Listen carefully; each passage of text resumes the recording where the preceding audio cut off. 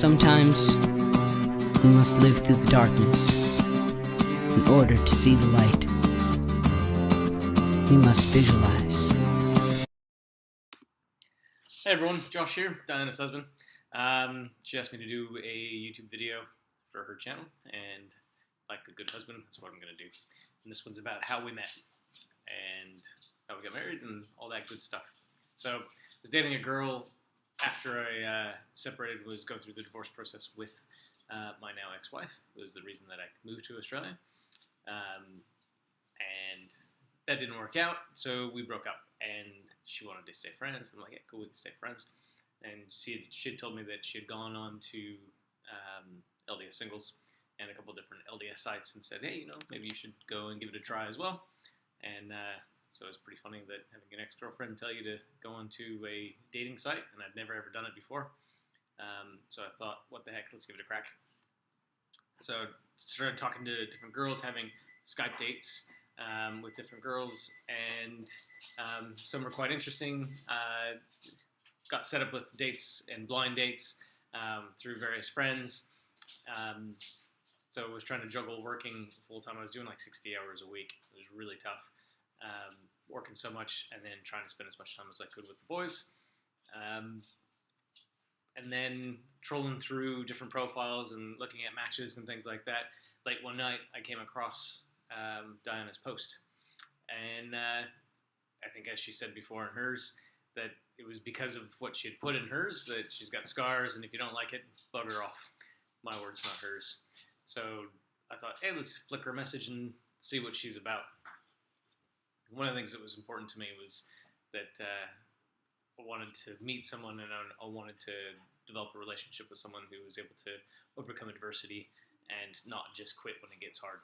So she contacted me back. We started the back and forth thing. She told me that she was really excited about her parents were going to fly her out here in February. And I thought, yep, that's fine.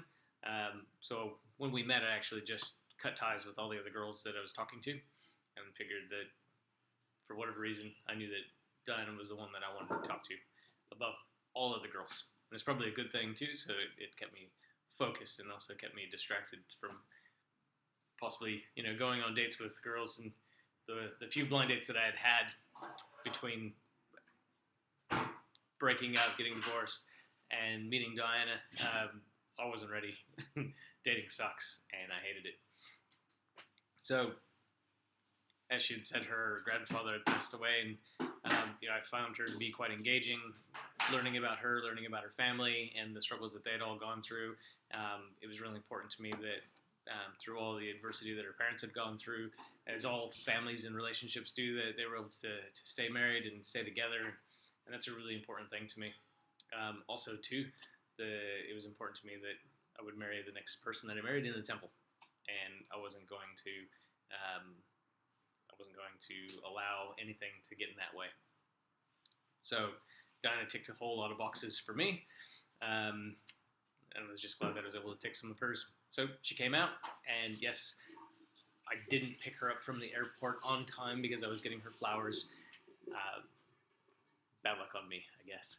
And yes, I did. When I saw her, she was very skittish and very scared, and I just grabbed her and I gave her a kiss, and it wasn't a full kiss, but that probably would have been too much and would have freaked her out.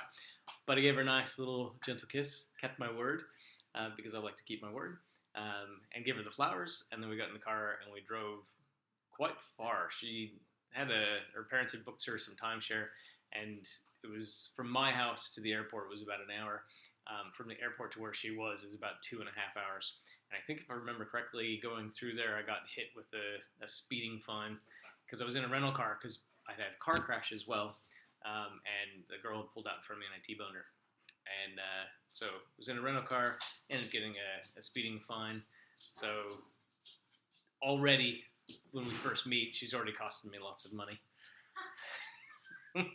And that hasn't changed. So we hit it off really well while she was here. That week wasn't long enough, and it was just lucky that her parents had already bought her a ticket to come out in February.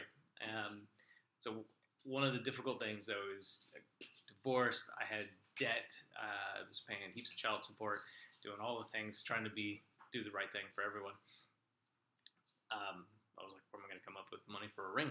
Where am I going to come up with money for if we do get married? It was important to her to get married in Cardston in Canada. I wasn't going to go without taking the boys. And all up, it was probably around $25,000 to do all of those things. And where was I going to come up with that kind of money? And it was a miracle that it just happened. Everything I didn't have to put it on credit cards. I didn't have to do any of that stuff. The money was there in time, right on time, to be able to do the things that I needed to do. So she came out, took her to a really nice restaurant, and proposed to her there. And some people were like, is this for real? And she already had the ring on her finger. And I said, yes, it is for real. And then some lady was like, well, take the ring off and let's do it again so we can record it. And Dinah was like, I'm not taking the ring off. It's mine. You can't have it back. So ended up getting everything sorted. There was all kinds of drama with my ex-wife and getting the passports for the boys. But in the end, it got sorted. And we flew over there only then to realize, so we went from Melbourne to New Zealand, and from New Zealand to LA or San Francisco, and then San Francisco into Calgary. So, sorry, the dishwasher's running, if you can hear that. So, when I was in the New Zealand to San Francisco leg, I'd realized that when I had everything packed, I did all my checks before we left, and I set the ring on the bedside table because I didn't want to forget it. And I didn't want to just put it into the luggage because I didn't want, if the TSA opened up my bags, for them to steal any of my crap, especially not the ring.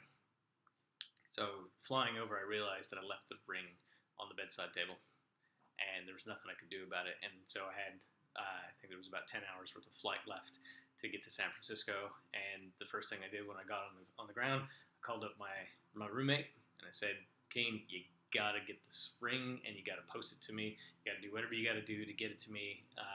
Insure it, give me the tracking number, I need it. We get up into, so that happened, got that sorted, or at least I thought I did, and then got up into Calgary, and I didn't have a letter from the ex-wife saying that I could travel with the boys because I didn't know that I needed it. And so we had to go through this whole interview process, which was a drama just there. But they interviewed the boys, and they believed the story, which was good. So got in, and so I was freaking out. Met Diana, got all of her family, got everything all sorted out, and the ring hadn't come. So I'm like on the phone to Keen. He's not answering. No calls are going through. Sending emails. He's coming back. Don't worry. It's on its way. I'm like, give me the freaking tracking number so I can track it to make sure it's going to be here on time. And he's like, don't worry. It's going to be okay. Only then to go, oh, we got to go pick up someone that's coming for the wedding in the airport. So we drove up to Calgary, only to find Keen coming out. And of course, because he's my mate, I won't say anything bad about him, but I was so stressed out, I could have kicked the crap out of him, but it was really good. Gave him a big hug, thanked him for bringing the ring with him, because what had happened is that he had left shortly after I did, grabbed the ring, and was touring around America, and I didn't have any clue that he was in America or that he was coming to the wedding. So I guess there was no, for money, there was no hiccups, everything was a green light, and there was just a few little stupid things on my part that added a little bit of entertainment and stories that we can sit back and laugh at now and share with our grandchildren once that happens. So, been married for 5 years. Diana's a great chick. Couldn't see myself being married to anyone else. She definitely rounds out my life and completes me. Not to be all cliche about it. So that's me, and that's my side of the story. So yeah, enjoy. Take care.